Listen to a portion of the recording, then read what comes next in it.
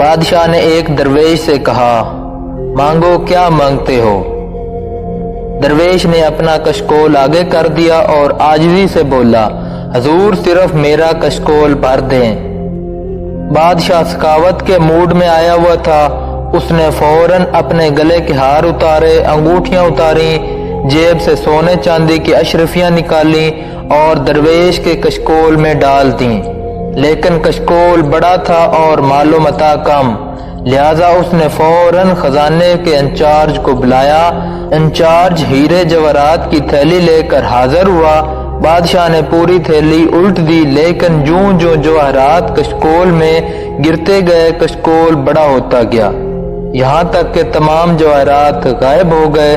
بادشاہ کو بے عزتی کا احساس ہوا۔ اس نے خزانے کے منہ کھول دیے، لیکن کشکول بھرنے کا نام نہیں لے رہا تھا۔ خزانے کے بعد وزراء کی باری آئی، اس کے بعد درباریوں اور تجوریوں کی باری آئی، لیکن کشکول خالی کا خالی رہا۔ ایک ایک کر کے سارا شہر خالی ہو گیا، لیکن کشکول خالی رہا۔ آخر بادشاہ ہار گیا، درویش جیت گیا۔ درویش نے کشکول بادشاہ کے سامنے الٹایا، مسکرایا، سلام کیا اور واپس مڑ گیا۔